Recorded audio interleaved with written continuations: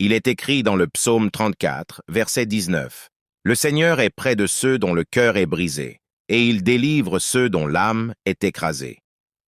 Pourtant, pourquoi ceux qui cheminent avec Dieu, ceux qu'il a appelés, semblent-ils souvent porter les fardeaux les plus lourds? Pourquoi tant de choisis traversent-ils l'isolement, l'humiliation, le rejet, et des nuits interminables? Dieu les aurait-il abandonnés? Ou est-ce là le signe le plus profond qu'il est en train de les façonner? Ce message va t'ouvrir les yeux sur un mystère longtemps voilé. Les épreuves de solitude et de brisement que tu endures ne sont pas des malédictions. Ce sont les empreintes discrètes de l'appel divin. Si tu sens que ces mots résonnent en toi, abonne-toi à cette chaîne et manifeste ton soutien par un pouce levé. Ce simple geste peut guider d'autres âmes blessées vers la lumière.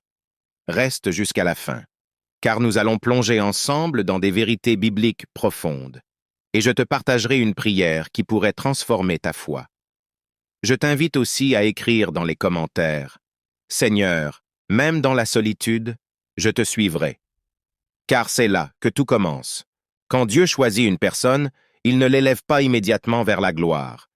Il la guide d'abord à travers un désert. Joseph, avant de régner sur l'Égypte, fut rejeté, trahi, jeté en prison. David, oint pour être roi, passa des années à fuir, seul dans des cavernes. Même Jésus, notre Rédempteur, fut conduit par l'Esprit dans le désert pendant 40 jours, dans le silence et la faim, avant d'entamer son ministère. C'est dans ces lieux d'ombre que Dieu œuvre en profondeur. Dans Ésaïe 48, verset 10, il déclare « Je t'ai affiné dans le creuset de l'épreuve. » C'est là que naissent les élus. C'est là qu'ils forment les cœurs fidèles. Le monde ne le comprend pas, car il valorise l'immédiat. Mais Dieu, lui, construit des fondations éternelles.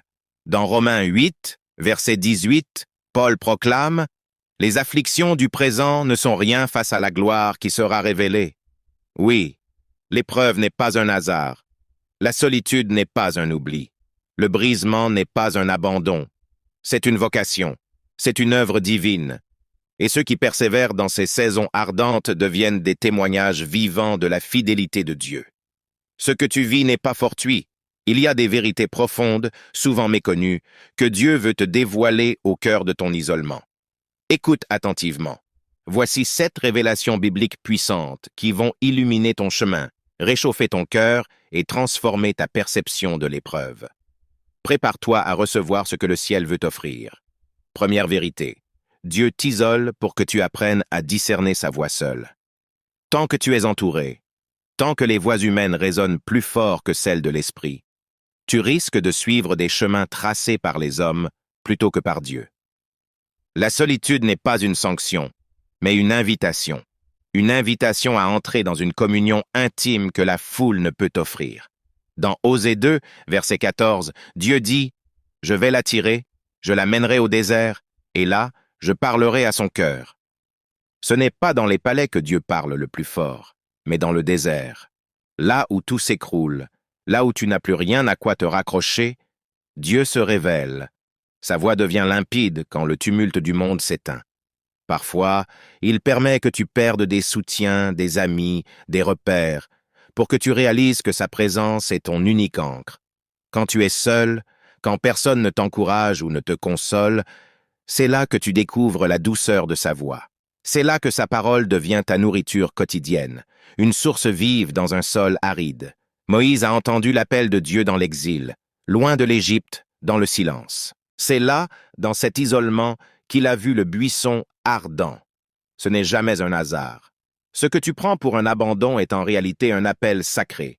Dieu veut t'attirer à lui sans intermédiaire, pour que tu apprennes à reconnaître sa voix par-dessus toutes les autres. Et quand tu auras appris à écouter dans le silence, tu seras prêt à parler avec autorité. Alors, n'écarte plus cette saison, car elle porte en elle les prémices d'une intimité éternelle. Deuxième vérité, le brisement précède toujours l'élévation divine. Dans le royaume de Dieu, il n'y a pas de montée sans abaissement, pas de gloire sans croix, pas de couronne sans désert. Ce principe traverse les Écritures. Avant de siéger à la droite du Père, Jésus fut méprisé, cloué, brisé dans son corps et son âme. C'est dans cet abaissement total que s'est manifestée la plus grande élévation spirituelle de l'histoire. Dans Philippiens 2, versets 8 et 9, il est écrit « Il s'est humilié, obéissant jusqu'à la mort, même la mort de la croix. C'est pourquoi Dieu l'a souverainement exalté. Ce « c'est pourquoi » est la clé. L'élévation suit toujours le brisement, jamais l'inverse. Beaucoup désirent la puissance, l'autorité, l'onction, mais peu acceptent d'être brisés, car le brisement fait mal. Il fracasse l'ego, il ébranle l'orgueil, il dissout les certitudes humaines. Pourtant, c'est dans ce vide que Dieu dépose sa véritable force. Il ne choisit pas des vases impeccables, mais des vases brisés, restaurés par sa main. Car un vase intact peut sembler parfait, mais un vase brisé, recollé, sait contenir la grâce. Job, après avoir tout perdu, a déclaré « Mon oreille avait entendu parler de toi, mais maintenant, mon œil t'a vu. » Ce n'est qu'après avoir été dépouillé qu'il a véritablement connu Dieu. Le brisement ouvre les yeux du cœur. Il t'enseigne que ce que tu possédais n'était rien face à ce que Dieu veut déposer en toi. Si tu te sens fracturé, disqualifié, épuisé, sache que tu es précisément là où Dieu prépare ton élévation. Ne rejette pas ce que tu traverses. Accepte d'être façonné entre ses mains. Car c'est dans ce brisement que naît la véritable grandeur spirituelle. Le ciel choisit des cœurs tendres, non des cœurs endurcis. Troisième vérité. Dieu rompt les attaches humaines pour t'unir à lui. Quand Dieu t'appelle, certaines séparations surviennent sans que tu les aies choisies. Des relations se fissurent sans raison apparente. Des liens se distendent alors que tu priais pour les préserver. Tu ne comprends pas pourquoi, mais le ciel, lui, sait. Dieu éloigne parfois ceux qui t'entourent, non parce qu'ils sont mauvais, mais parce que leur voix prend la place de la sienne. Il permet que certains s'éloignent, te trahissent ou disparaissent de ton quotidien, non pour te punir, mais pour t'attacher à sa présence.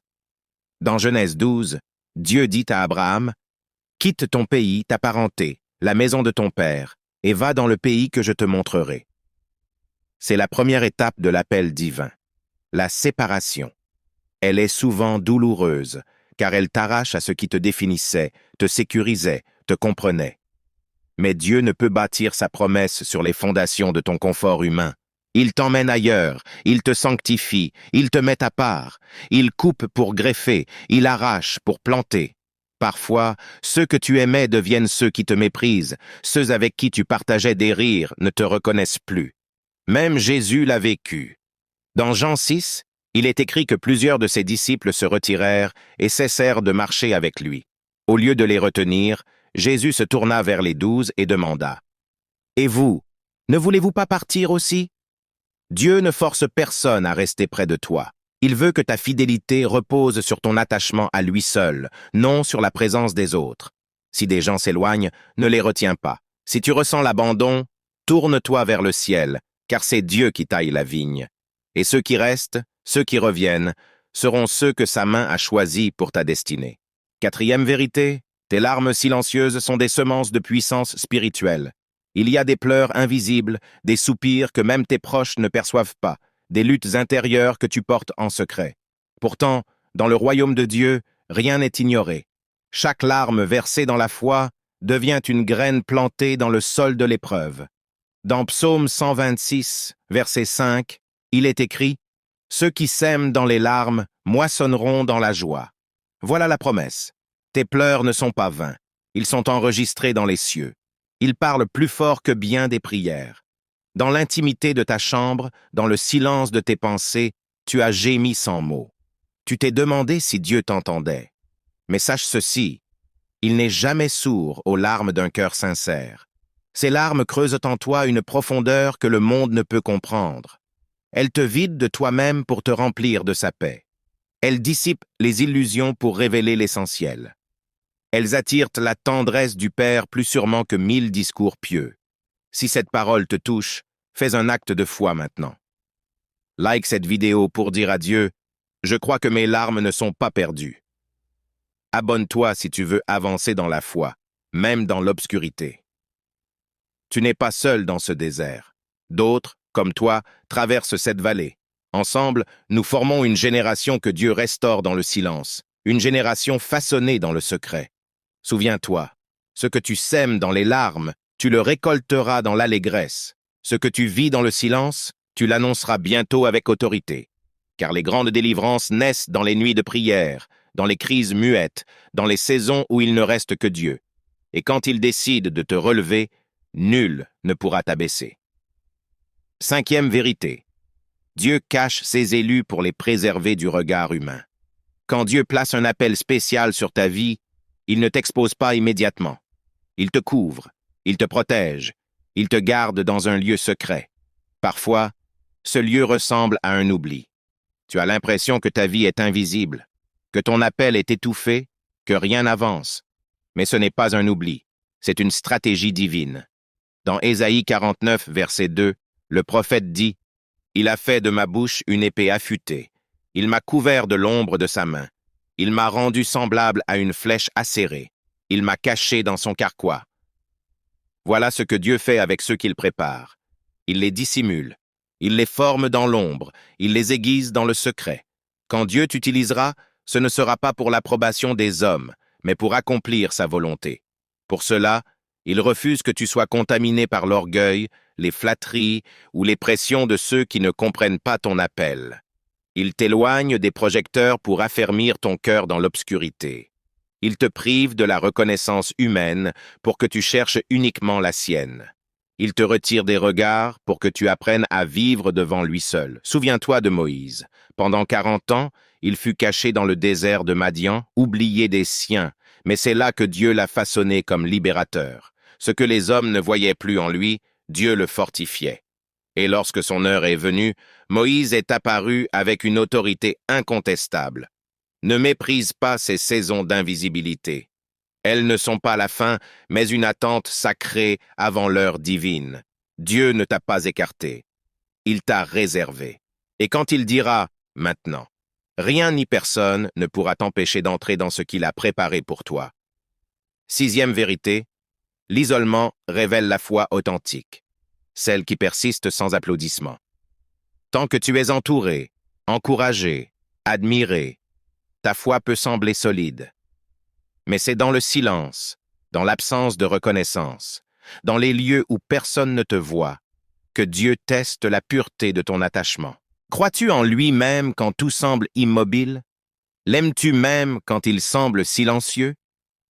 Marches-tu avec lui-même lorsque tu es seul, incompris, et que tout en toi hurle l'abandon? C'est dans ces moments que Dieu scrute ton cœur. C'est là qu'il sonde tes motivations, qu'il mesure ta fidélité. Dans Habacuc 3, versets 17 et 18, le prophète déclare « Car le figuier ne fleurira pas, la vigne ne portera pas de fruits, l'olivier décevra. Mais moi, je me réjouirai en l'Éternel, je tressaillirai de joie dans le Dieu de mon salut. » Voilà la foi véritable. Elle n'a pas besoin de résultats pour persévérer. Elle ne dépend ni de l'ambiance ni des éloges. Elle vit dans la conviction profonde que Dieu est Dieu, même dans le vide. L'isolement est le creuset où la foi devient mature. Là où tu pries sans réponse, là où tu sers sans écho, là où tu avances sans témoin. Et pourtant, c'est là que tu deviens un véritable ami de Dieu. Car tu persévères non pour être vu, mais parce que tu l'as vu. Cette foi ébranle les cieux, car elle repose uniquement sur sa présence. Si tu es dans cette saison, sois encouragé. Tu n'es pas oublié. Tu es observé, affiné, éprouvé.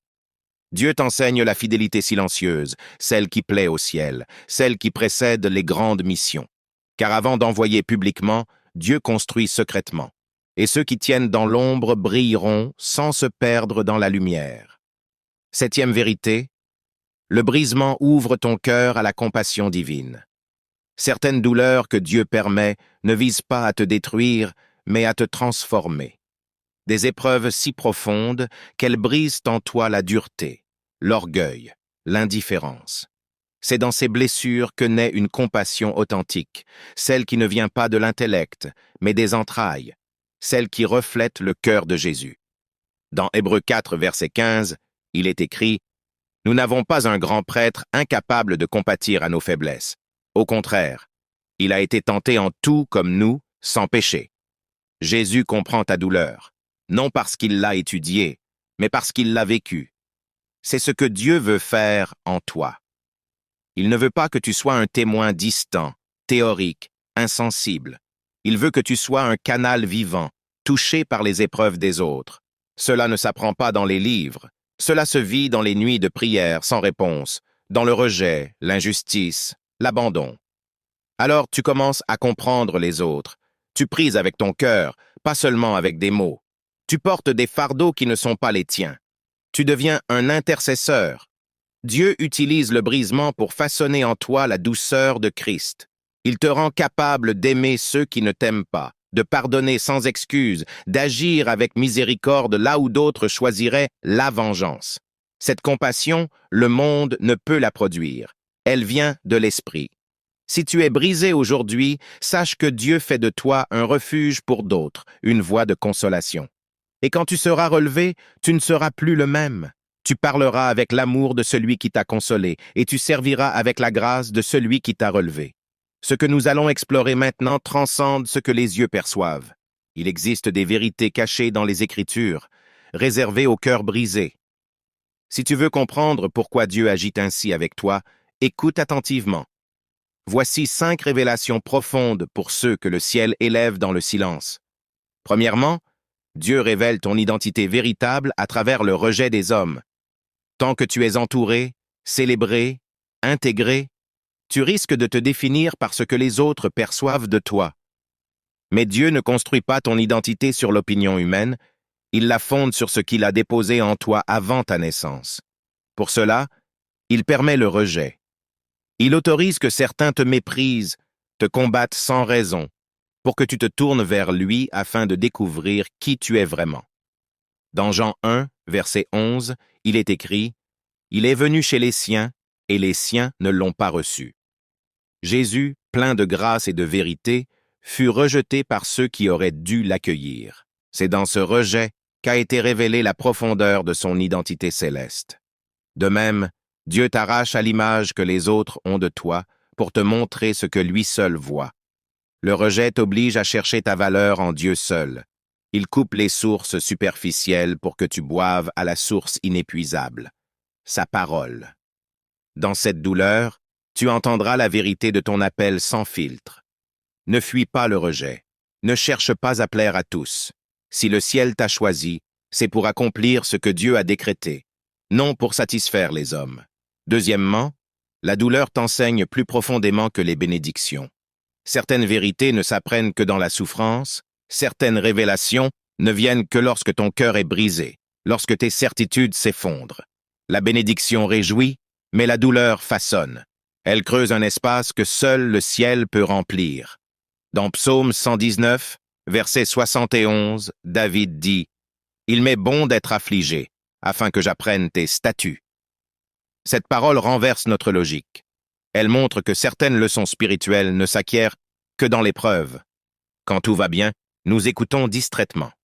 Mais quand la douleur frappe, l'âme devient attentive. La douleur te rend authentique. Elle ôte les masques, dissout les illusions, t'oblige à affronter qui tu es devant Dieu. C'est dans ce dépouillement que naît la maturité. Les grands serviteurs de Dieu ont été façonnés par la souffrance. Jérémie pleurait, Élie voulait mourir, Paul portait une écharde. Pourtant, c'est dans leur faiblesse qu'ils ont reçu la véritable puissance. Si tu souffres aujourd'hui, ne maudis pas ta douleur. Demande à Dieu ce qu'il veut t'enseigner, car chaque larme peut devenir une leçon céleste gravée dans ton âme. Troisièmement, Dieu utilise ton silence pour forger ton autorité. Dans les saisons où tout s'arrête, où les portes se ferment, où les voix extérieures s'éteignent, tu crois que rien ne se passe. Mais c'est une illusion. Ce silence est une école. Dieu t'enseigne l'autorité spirituelle loin du bruit. Car la véritable autorité naît dans le feu secret qui brûle en toi.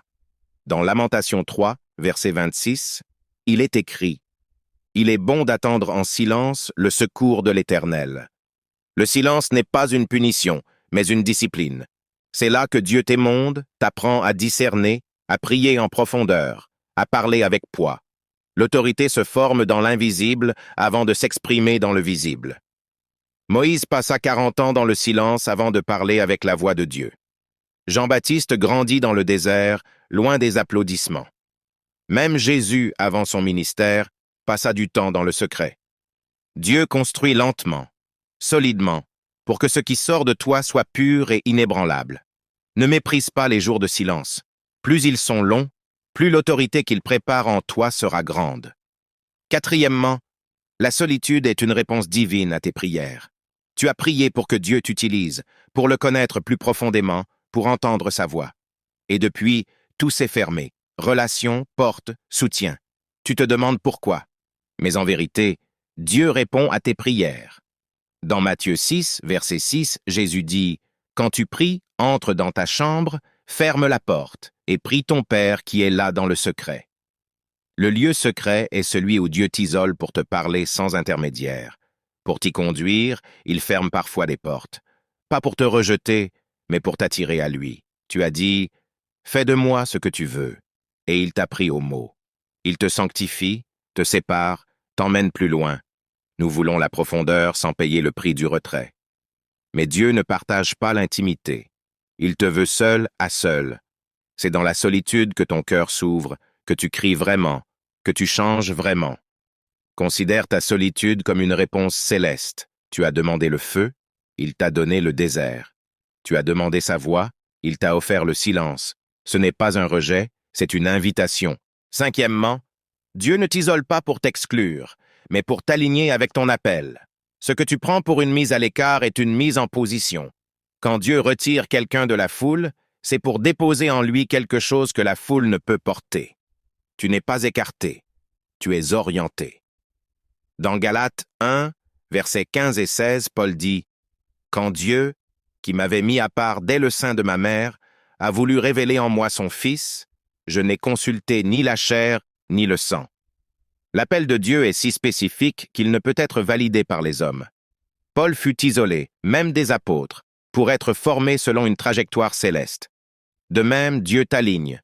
Il te détache d'influence, d'habitude, pour ajuster tes priorités. Il ne veut pas que tu ressembles à tous, mais à l'appel qu'il a placé en toi.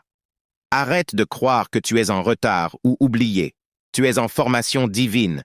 Et ceux que Dieu aligne dans le secret, il les élève au moment parfait pour une mission unique. Il ne suffit pas de comprendre ces vérités, il faut les vivre. Voici comment les appliquer dans ton quotidien. Premièrement, accepte ta saison. Résister à la solitude double ta souffrance. Mais quand tu dis « Seigneur, je ne comprends pas, mais je te fais confiance », quelque chose change.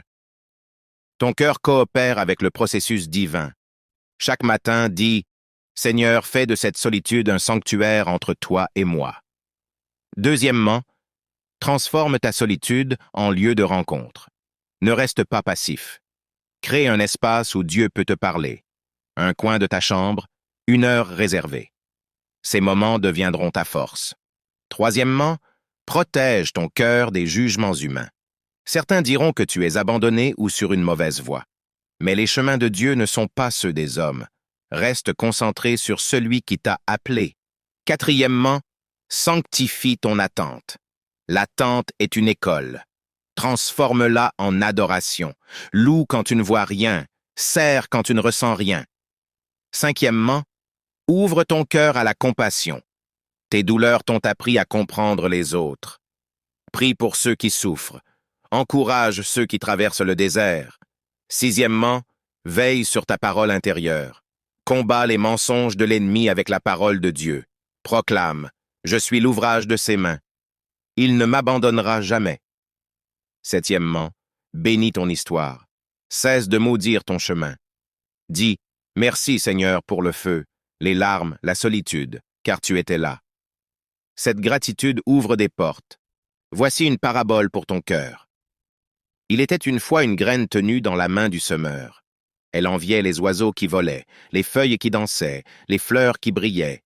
Elle se sentait inutile, invisible. Puis le semeur la planta dans la terre. Elle crut être oubliée, ensevelie, abandonnée. Mais sous la terre, dans l'obscurité, elle mourut à elle-même pour naître à sa destinée. Un jour, elle perça le sol, devint un arbre majestueux, porta du fruit, offrit de l'ombre. Tout cela parce qu'un jour, elle avait été seule, brisée, enfouie, mais jamais oubliée. Toi aussi tu es cette graine. Tu crois être enterré, mais tu es planté. Bientôt, ce que Dieu a mis en toi éclatera au grand jour. Si tu es arrivé jusqu'ici, ce n'est pas un hasard. Dieu t'a parlé. Il a donné un sens à ta solitude, à ton brisement. Tu n'es pas puni, tu es choisi. Tu n'es pas écarté, tu es sanctifié. Aujourd'hui, fais un choix. Vis cette saison comme une préparation, non comme une punition. Fixe tes yeux sur celui qui t'a appelé. Marche avec confiance et n'oublie jamais, tu n'es jamais seul entre les mains de Dieu. Prière. Père, je te confie celui ou celle qui écoute ce message. Tu connais ses larmes cachées, ses nuits sans sommeil, ses questions sans réponse. Viens le consoler, le fortifier, le renouveler. Que sa solitude devienne un lieu de rencontre avec toi. Que son brisement soit un sol fertile pour une vie nouvelle. Montre-lui que ce qu'il traverse prépare la gloire de demain. Remplis son cœur de paix, de feu, de fidélité au nom de Jésus-Christ. Amen. Si ce message a touché ton cœur, abonne-toi pour grandir dans la foi avec d'autres qui vivent ces combats. Like cette vidéo pour dire à Dieu, je te fais confiance, même dans l'obscurité. Partage ce message avec quelqu'un qui a besoin de savoir que sa solitude a un sens.